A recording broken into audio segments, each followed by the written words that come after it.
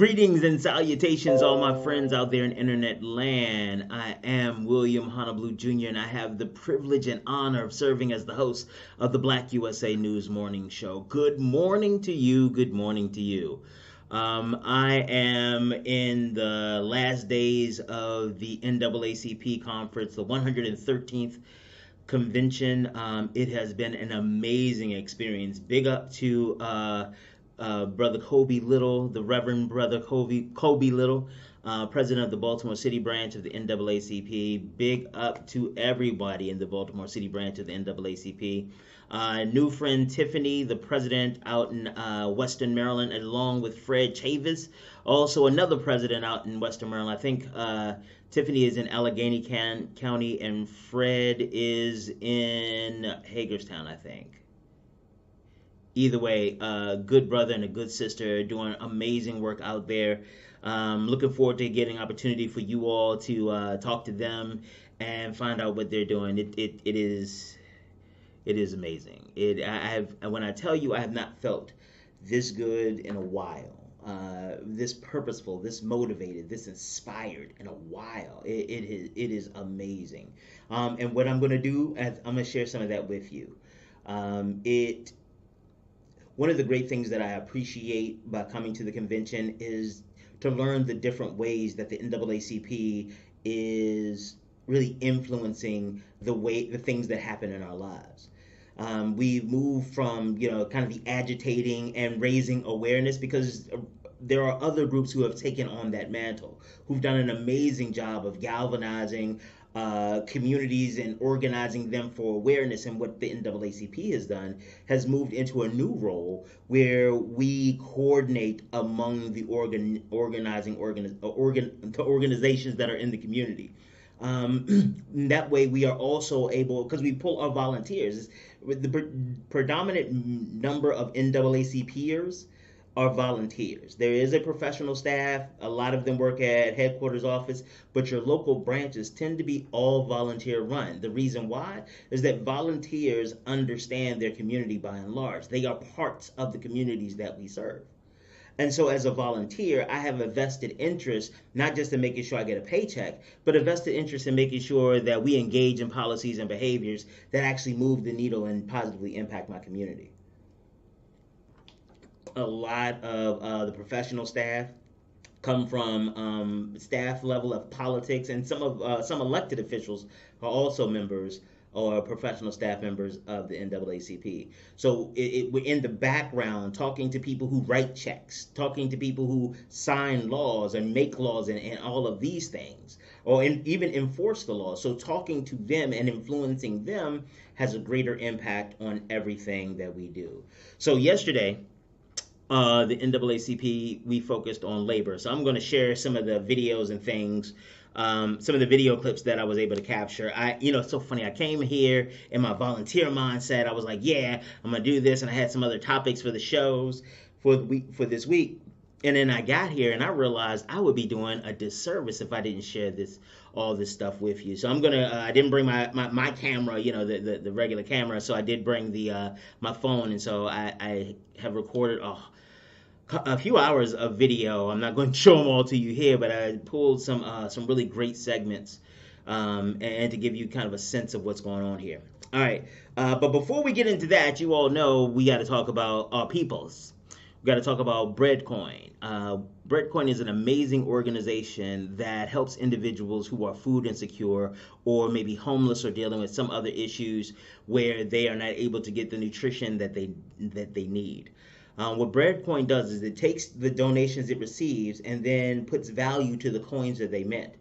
Those coins are then distributed through a network of individuals who are already working in community, already working with people who have needs. So there's no screening. There's no, hey, is this going to a person who really needs or somebody's pockets?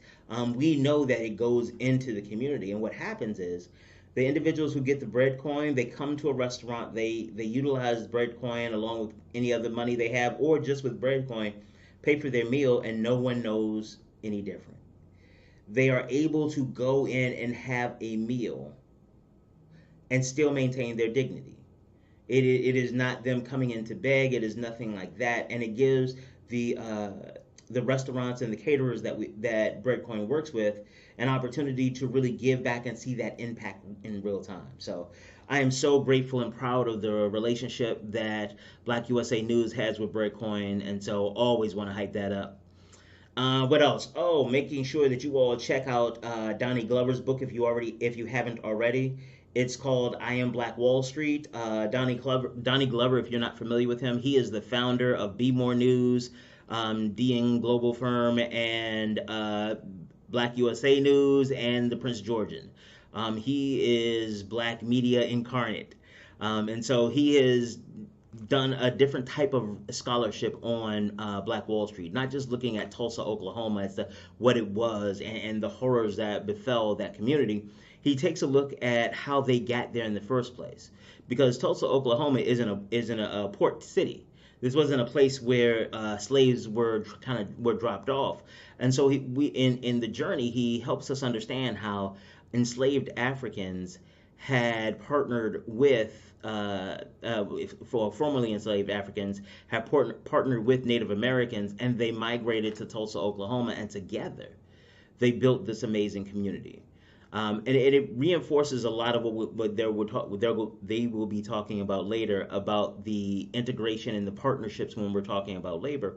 It is about the partnerships. It is about the relationships. It is about seeing people who may not look like you or who may not be what you expect, but really recognizing that we have more in common than we have that separates us. And so working together in partnership will really help solidify and really push our agenda forward. So really encourage you to pick up the book I Am Black Wall Street by Donnie Glover. It is a great read and a really great piece of scholarship. Let's see what else. Oh, let me tell you a little bit about my company, The Grinding Gang.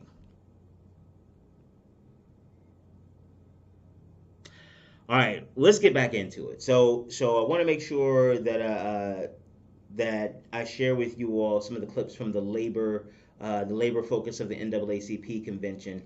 I'm going to start off with Robin Williams. She is a member of the NAACP National Board of Directors. She has been in labor for almost 20 years. She has worked with immigrant workers as shop steward at Safeway in Georgetown, as a union official, really putting her nose to the grindstone and ensuring that people have the resources that they need, that laborers and people who and employees, they have the resources that they need and to enjoy a quality of life, not just to be exploited for somebody else's profit. So we're going to take a listen to her, and I'll come back and set up the next clip. NEA just had an orange and they're here. AFT stand up real quick. AFT in the house, where are you? Regina, they just come back from their convention. NEA, wave real quick, stand up. NEA just come from a conference that they had. Did that have 6,000 teachers? Just come from a conference. Then, I know UAW, President Ray Perry, is on his way to his convention. Right after this. We had the AFL-CIO convention 2 weeks ago in Philadelphia.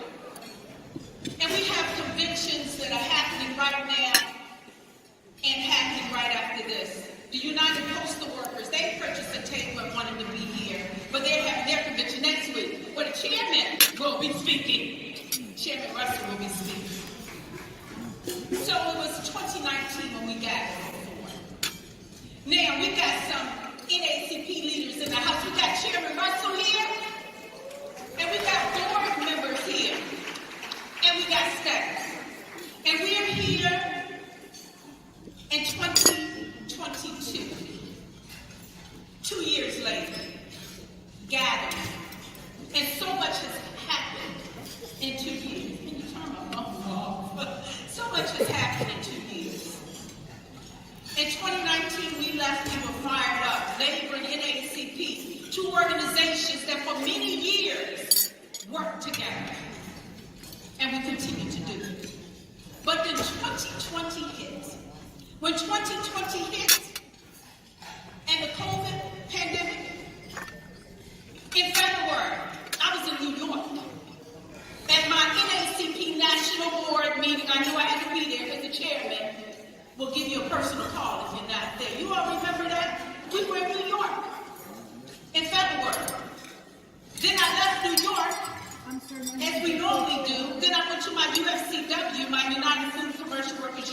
where I served as International Vice President, Civil Rights Director. Then I went straight to Florida the week after, in March. And so then I found out on my way back that we had the COVID pandemic, the end of March, and everything shut down. We became a different world. We had to shut down. People couldn't work. People were afraid. Hospitals were full. People were ill.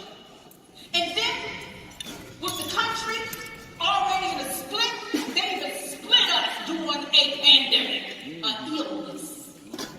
They try to blame us for everything, and so now the illness was black folks. And black folks got COVID. And the reason why black folks have COVID, especially black workers, is because we have all these health issues.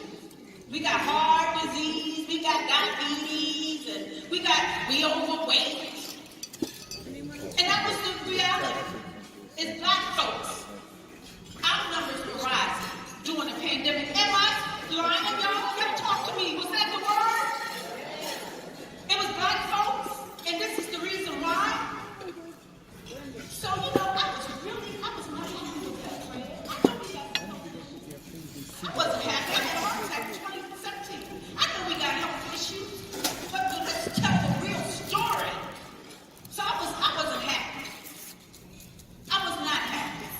I said the reason why black folks' numbers are high is we got healthcare disparities.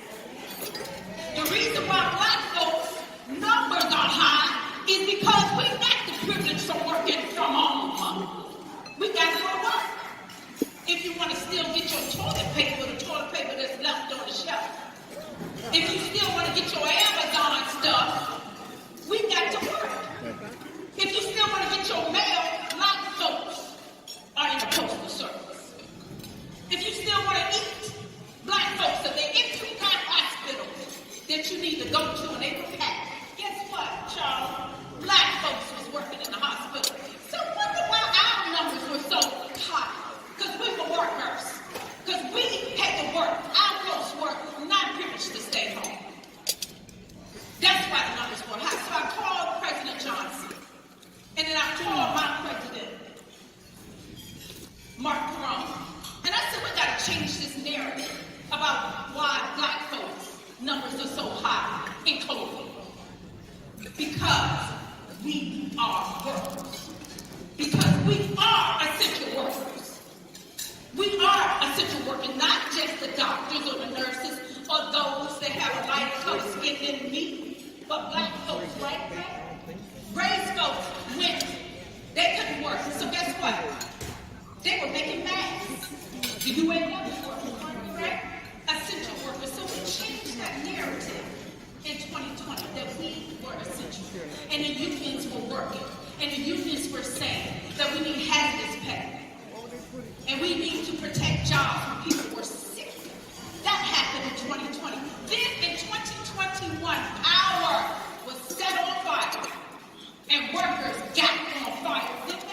And workers started talking their own narrative. And workers got bold and said, yeah, we are sick, but we're working. And workers started organizing. And then John Deere, the union that made these big tractors, they were in contract negotiations. And for years they were trying to get better benefits. And they negotiated the best contract in the history, in the recent history of places. Brett Carey did that. We got contracts. And Starbucks workers said, I'm sick and tired of being sick and tired. Starbucks workers organized. And Amazon workers said, damn it, y'all got us in here in these warehouses we packed, and people got COVID, y'all making them to come to work, and they started organizing. And meat packing plant workers, they started organizing.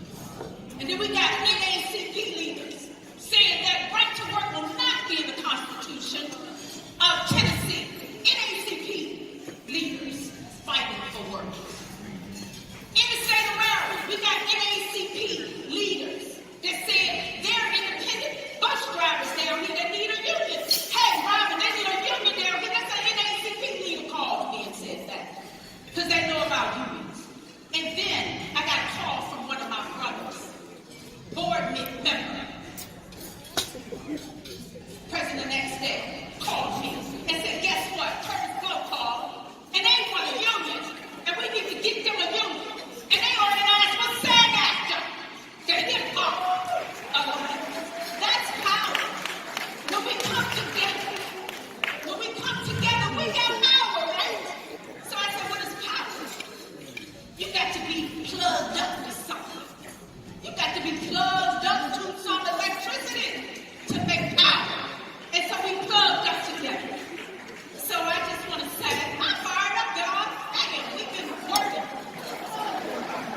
NAACP leaders been working for just about a year for this convention. I want to thank our staff. Dawn Chase is somewhere around here, she always is. The production staff that is around here work with us. The convention event staff that's here. Jamal Watkins, stand up. Dominic Whitehead, stand up. Portia White, if you're in the room, stand up. These staff leaders in the NAACP, they come from labor. That's what our president, Derek Johnson, he knows organizing. So guess what? He came the leader to the labor to get folks that know how to do this work. Because we are all wrapped up together. We entangled together. So I'm fired up. And I had the mic, and I had to wait for my president to get in the room. So I took the privilege to say what I wanted to say. How about that, Mr. Chairman? Get on my case now. I want to thank all the unions for being here. I'm fired up and I'm ready to go. We got traditional unions, as y'all want to call, and we got new. We got the Amazon workers. Chris, are you in the room? Chris? Hey, raise your hand, but I want your mama to stand up. You raise your hand, where's your mother? Okay. We got these new workers in the room. I want to say something. Can I say something? I want to say this, because I still got the mic. Y'all can get me in trouble later, because I know I'm going to get it. It's okay. I've been in labor movement all my life since I was a child, and I've been in the NAACP since I was 16. And when I was young too. Y'all think I'm on fire now. Y'all know I was really on fire when I was young in the labor movement. But let me tell you something. This is what I know for sure. That we cannot have two labor movements. We can't have three labor movements. We can't have no damn 5 labor movements. It got to be some kind of way. And I'm talking to the Secretary of the AFL-CIO. It got to be one movement. And we all got to be moving in the same direction if we want to win against these. I'm telling you what I know. I'm telling you what I know. Because Trump's folks, the other side, they're all moving in the same direction. And this is why President Johnson and Fred Redmond and our leaders make sure that we are connected, because that's what power looks like. And so, as I said, that when we say this is not your granddaddy's youth, and this ain't your grandmama's youth, let me tell you what I know. You better find you a granddaddy, like Fred Redmond. You better find you a granddaddy, like Jerry Russell. You better find yourself a mama, like Hazel Duke. You better find yourself a mama. You better find her, like Cleo Graham. You better find yourself a mama, like Dr. Johnson from the AFT. You better find yourself some sisters and some brothers like Ray Carey, some brothers like Carl Cummings. You better find yourself some sisters in the labor movement, like this sister right here. You better find yourself somebody that know how to organize and know how to get a union contract. You better find yourself somebody. Because I started in the labor movement when my daddy told me you need to find yourself a union. My daddy was a preacher. And let me tell you something. Without them, without the granddaddies, the sisters, the brothers, I wouldn't survive. And when you can say, I'm by myself, I did it all, you's a liar. You's a liar. If we gave you some legal folks, we gave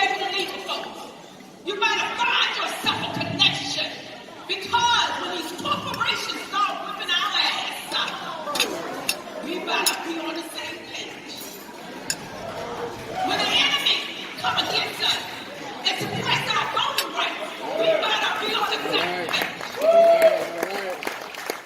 When new folks come and say we're pushing old folks off boards, and we're pushing old folks off places where they have open spots for us, there may be times for them to go, but you better honor what they've done.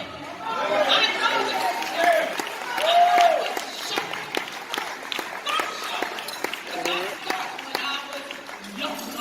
And now I'm not old, y'all know that. And that is power. That is power. So I'm going to tell you right now, we better have one movement. And for those of us that's been here for a while, sometimes the young people will find where they belong. And if they can't get the spot, they're going to create this spot. And I've been saying this for a long time, Fred. No, you gotta find room for the young people in the movement. They already leaders. They already know how to organize. You gotta find some room. And we gotta all connect together if we want power. And I'm saying that. I mean it. I know. Been there, done that, and still there. So thank you all for being here today. Thank you for entertaining my rhetoric. Call it whatever you want to know. But this is what I know for sure. We better be a movement, one movement. Because when we leave this place, we got to fight the fight. My president has walked in the room. President Derek Johnson, I hope you're not eating that salad because it's time for you to come to the stage. This brother, President Johnson, I didn't just meet him when he became the president of the NAACP. President Johnson and Ray Carey, we were street organizers in the South. That's where I met them in Mississippi. When he was the president of the Mississippi State Congress, with my unions, the United States Commercial Worker Unions, who represent those packing plants, full of black folks in the South.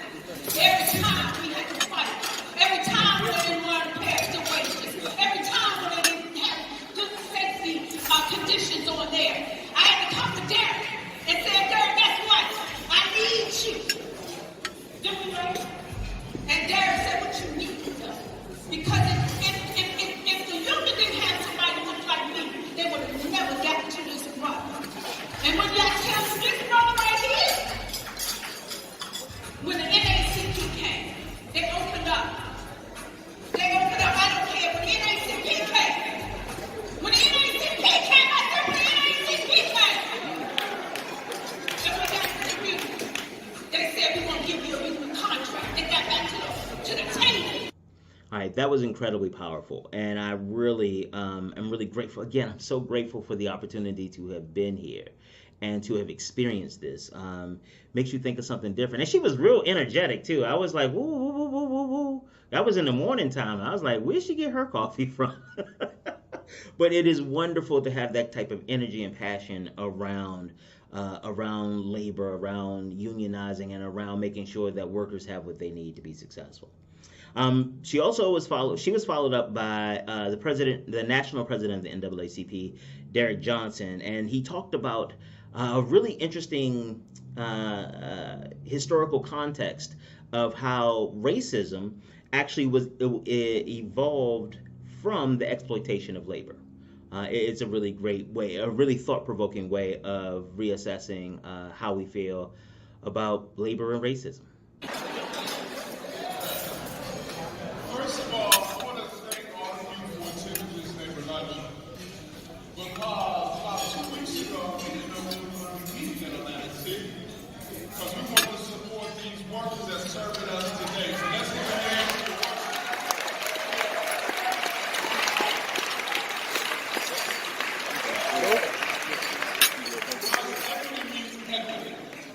And as we have begun to try to come out of this pandemic, one of the things we know for a fact that the CEO's been making a whole lot of money.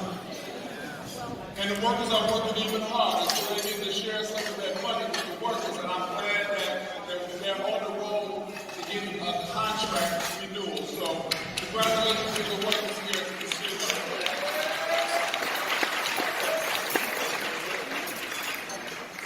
Now Now we are in a unique moment in this history. Let's not be fooled around what's really taking place. That the work of African Americans and other communities have begun to advance the conversation around democracy. The response to that is more white supremacy.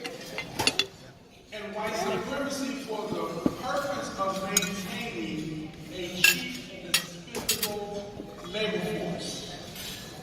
See, much of what's taking place is a distraction because all of it is about money. And business interests have for decades, centuries, learned how to put communities against communities. See, long before Italians was considered white, they were being exploited for cheap labor too. And if you was Irish, you was not considered white, you was being exploited for cheap labor too. Then you was Polish, they brought you here to exploit you for cheap labor at the same time they was exploiting black folks for cheap labor. And then when there was not enough white folks in their class, they began to say, okay, well, you Irish, you can be white now. Italians, you can be white now. Because the goal was to create an us versus us reality when it's all about money, seeking to exploit people. And so I'm glad that we have maintained this labor luncheon because they will also have us to think that there were two movements, the Civil Rights Black Power movement and the Worker Rights movement, when in fact it's the same movement because black folks are only here to be exploited for free labor under the system of slavery and better cheap labor under the system of segregation. So we should never allow ourselves to get amnesia or forget what the fight is about. And anytime workers at hotels, regardless of what community they come from, are in the midst of a labor dispute, we should never patronize that establishment to that dispute itself. I appreciate my friend Scott Excellent.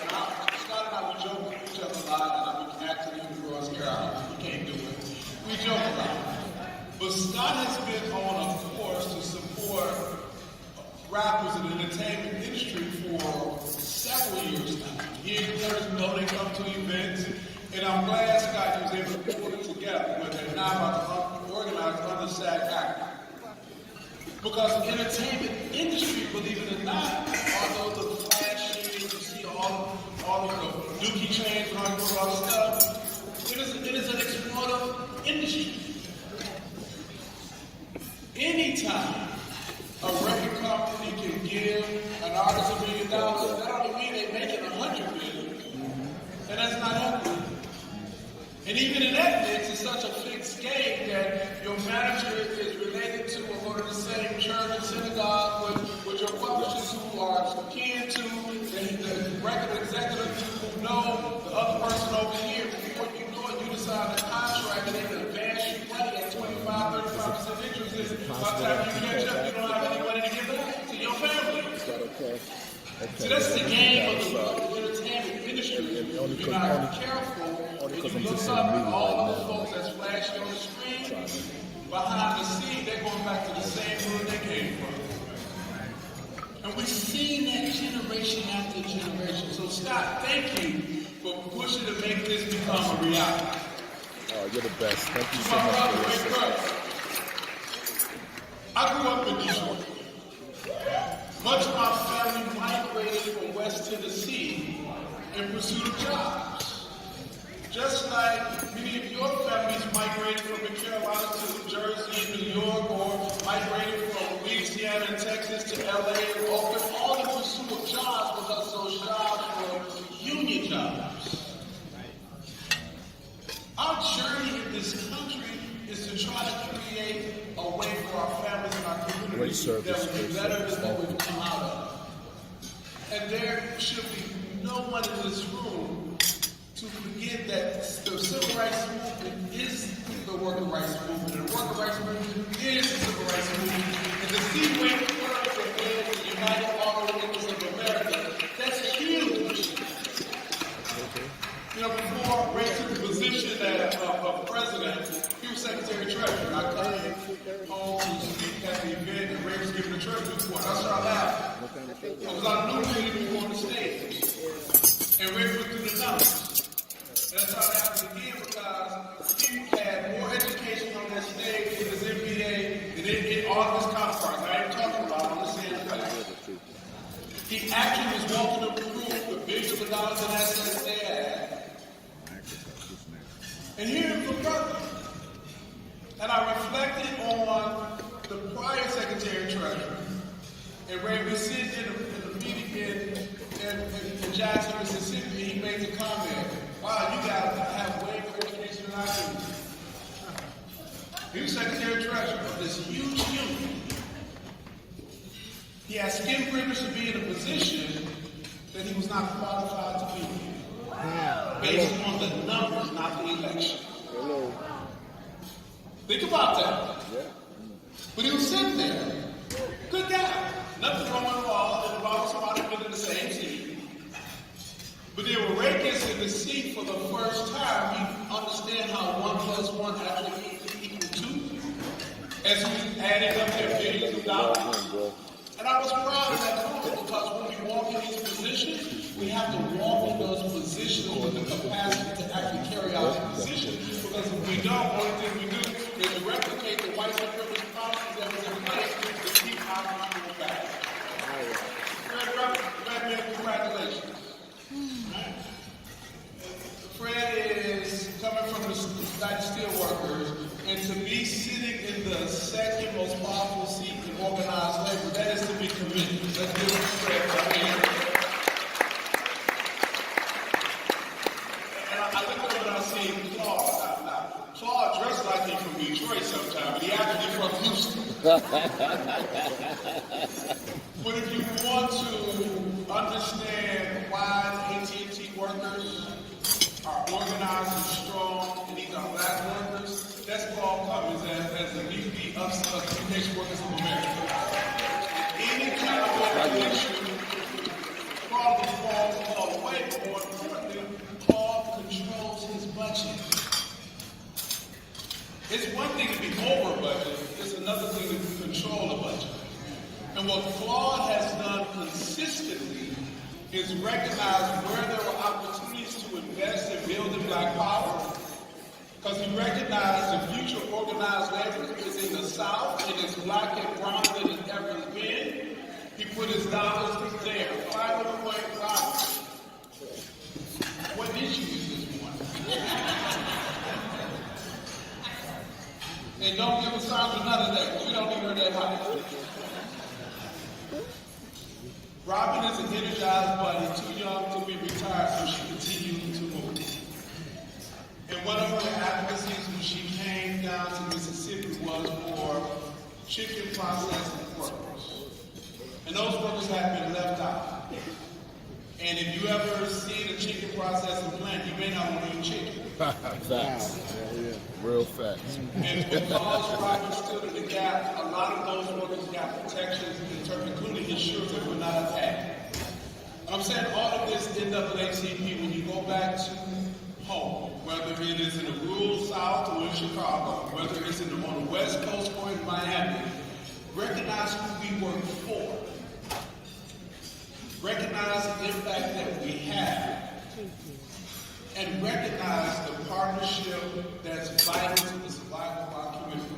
As long as we have workers, we must push for collective bargaining, because if we don't, they will collectively exploit us. If they collectively exploit us, we will cease to be able to make the necessary progress for our future, for our children, and to make democracy work for all. Peace and power.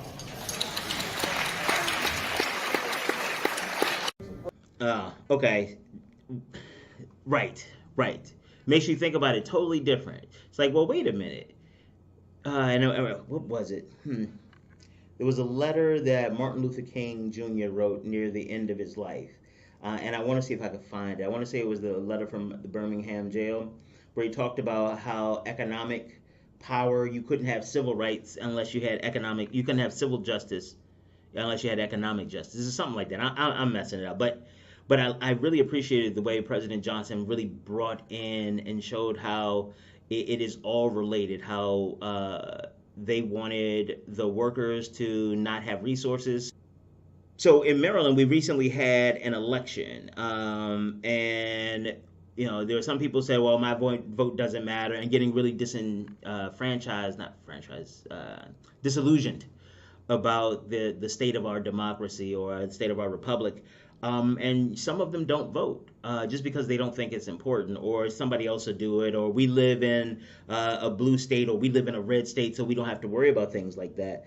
Well, this is a former New Jersey State Senate President, Steve Sweeney, and listen to his story. Well, first he's going to be introduced by the president, the former state president of the New Jersey NAACP. But he's going to tell you a little bit about what happens when people don't vote and what that can mean for all of the progress that has been made.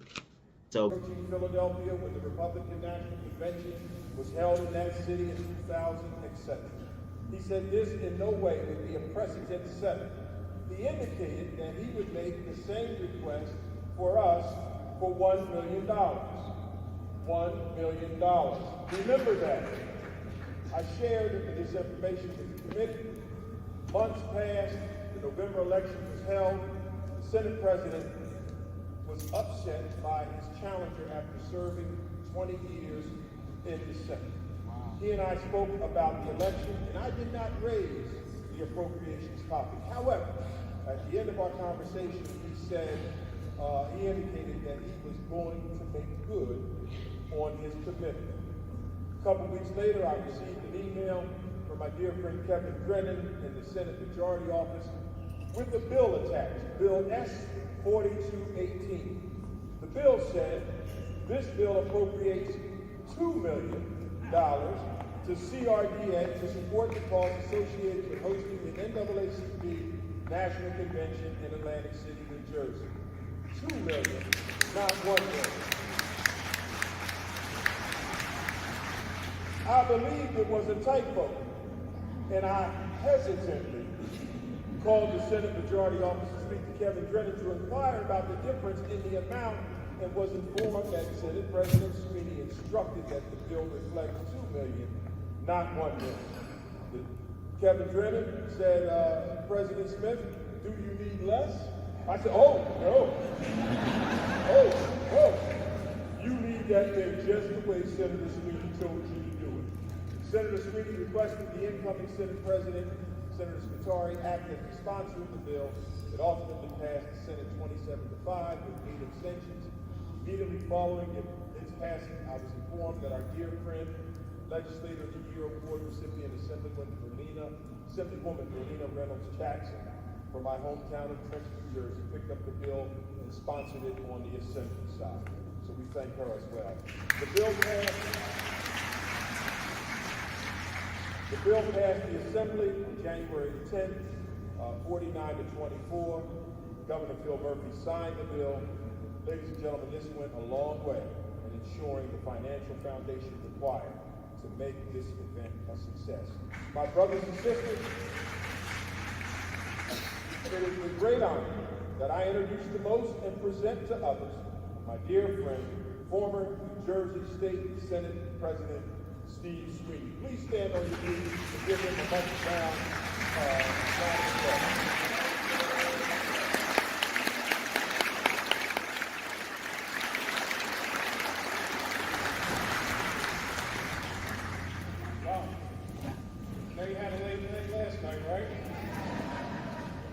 How do you like New Jersey?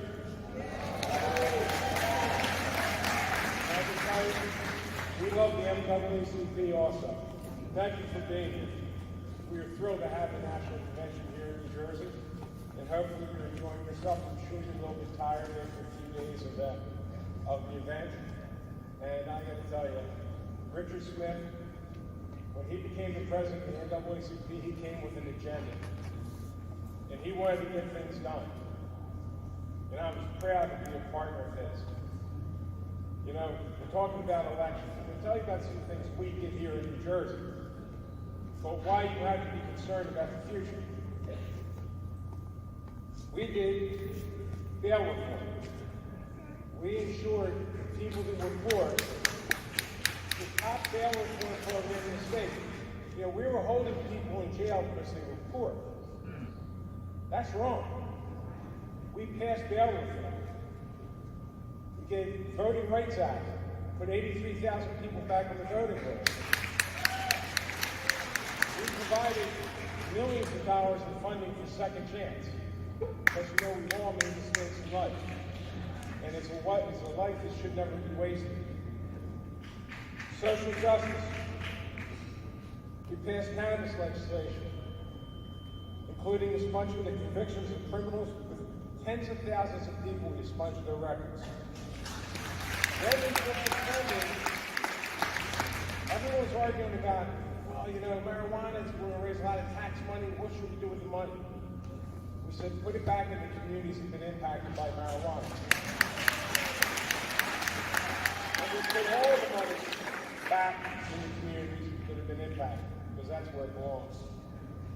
Now, we passed legislation protecting women's health care here in New Jersey. Thank God before what they did, unfortunately, out in Washington. We're one of the first states to pass a $15 minimum wage. Guess what? We did different. We put a CPI in it. So as inflation goes, people that are working day and night don't have to wait for a legislature somewhere to wake up or a federal government to increase the minimum wage.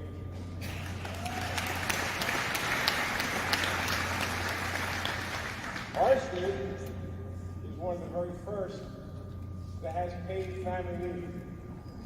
For the people that don't, it is a game changer. It is a life change. But unfortunately in Washington, they don't care about us.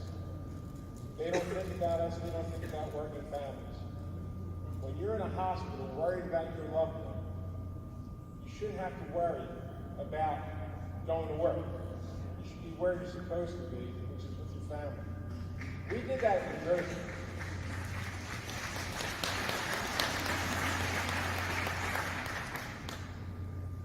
Elections. Everyone talks about elections. I stand before you as an example of what happens when people don't vote. I have stood for workers' rights, for brown, black, white, all workers. I lost my election. No one could believe I lost my election. You know what happened? People didn't vote. The person that beat me is radical to the right, probably as radical as Donald Trump. Replace me. My point is, what you do in elections matters. Because all the good things that we have done here, all the great things that we've done in New Jersey's not a progressive state. It's a moderate state. It could go the other way tomorrow if we don't vote. When I looked at the polls, the pollster said to me, he says, you know, 2/3 of the least enthused voters are with me. That's not a good feeling. I lost my election. It happens. But what you legislate, all those wonderful things, and I could go on and on and on for the things that we've done in New Jersey to protect working families, all could be gone with the change of the legislature, with the change of the government. You know, we shouldn't let the perfect get in the way of the good. You hear that saying all the time?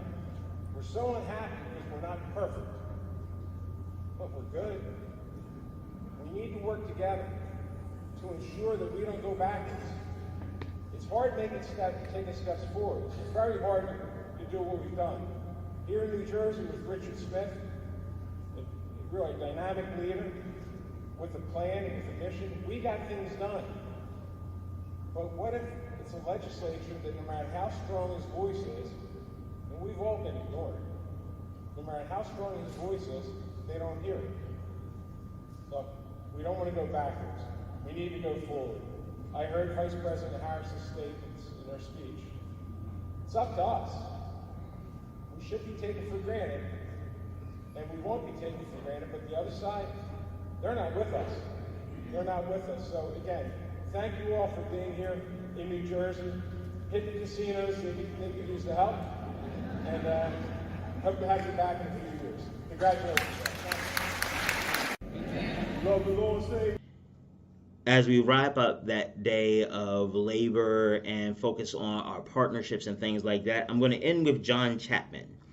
He is the imperial potentate of the ancient Egyptian Arabic order Nobles Mystic Shrine. It has been a long-term partner of the NAACP. You'll hear him talk about the amount of donations that they're making and things like that. But he also talks about the importance of voting, and the importance of understanding something bigger than yourself, understanding how the entire world works, and that you have an obligation and an opportunity to serve your fellow man. Amen. If you feel blessed that His grace and mercy has brought you here today, that you are purposeful to others other than yourself, say amen again. They didn't tell me I was going to be on after a black preacher. I went back home. So the black preacher told me that when you want folks' attention, just talk about God first and you'll be okay. Before I proceed with any remarks, let me say that the cherished love of my life, 41 years with this board, is seated here this morning, my beautiful wife, Kelly.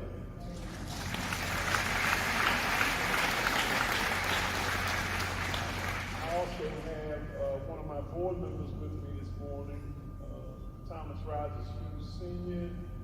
He is not only a board member of the AEA-ONMS Incorporated, but he's also a past Most Worshipful Grand Master, the Most Worshipful Prince Hall Grand Lodge in the jurisdiction of New Jersey. Stand up.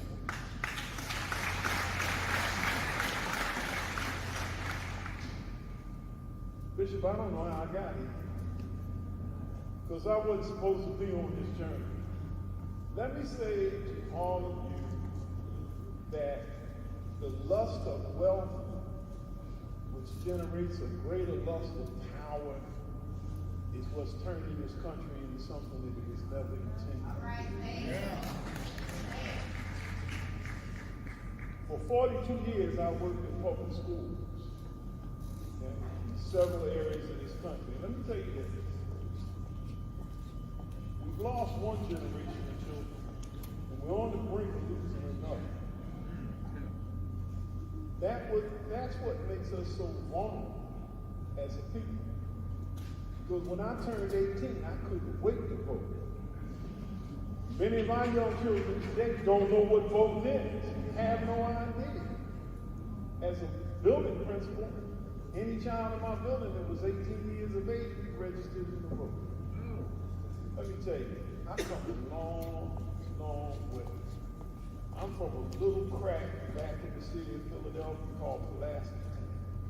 Now, if you know anything about the Girls and Boys Clubs of America, my club was the first African-American club with some history.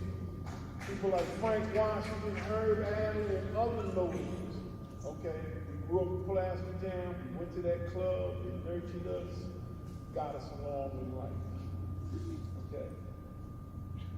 Bishop, I got a platinum card, a titanium card. I'm wearing custom-made suits, custom-made shoes. Okay, but let me tell you this here. When I was a young child coming along, I wore speckled corduroys and brogans, and I had to fight so much in school because my mother handed down my sister's white blouses, So everybody knew it was a girl's blouse because the button was on the wrong side. Leon and I met affectionately last year, and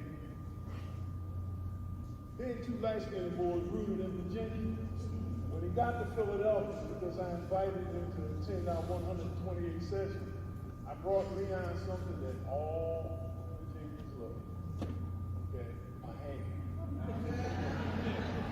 I said, look, hey, listen, you cooking greens and snaps and all those other things, baby llamas, and put a little piece of that ham in, and you're ready to go. Okay? And if you boil it in the morning, okay, and take it out and fish it, and let it dry out, and put it in the pan with a little bacon grease. Okay, get yourself some coffee grinds. You can have some country ham and Red Eye Brady, we appreciate you. But let me say that our purposes as organizations and the Prince Hall Shriners will soon be rooted in 18 countries because I'm going to charter a temple in Brazzaville, the Congo. Okay. 18 countries in 47 states and over 350,000 members across the world.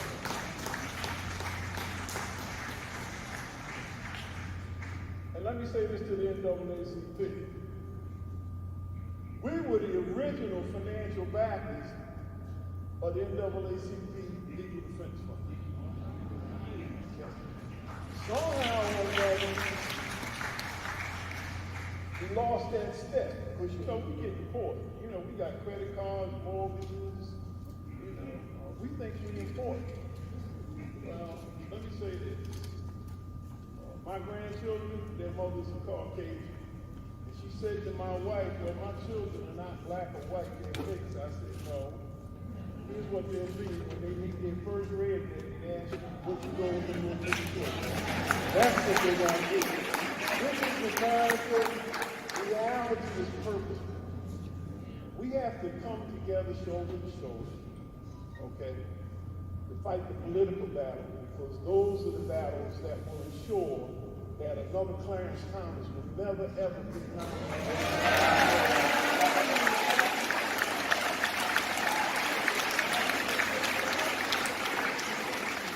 It will ensure that even in spite of my maybe moral objections, a woman has the right to decide what happens to her and what she does in her life. And since we talk about women, let me tell all you women out there in the audience, that whether you like it or not, you are the keepers of morality in our world and in this society. So the plain fact of the matter is, when a woman loses her morals, we go to hell in a handbasket real quick. And that's a fact. So I say to you this morning, and to Chairman Russell and his board, that ancient Egyptian, Arabic-born nobles of this time of North and South America stand ready to support the NAACP in its efforts. We do an annual recruitment program for membership. Noble Hughes will participate in our board meeting tonight. We, the nobles of Mr. Tryon, will donate $25,000 to the legal defense.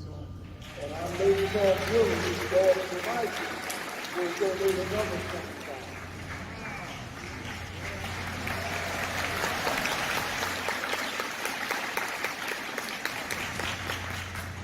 But that's not enough. And there's never going to be enough. And I'm just grateful that I feel that grace's mercy every morning. Noble Hughes was with me this morning, and Honorary Pastor Carol Pope Alfonso graduate, and they're members of Alpha Phi Alpha. But I'm a member of the greatest fraternity on earth, known to God and man, Kappa Alpha Psi,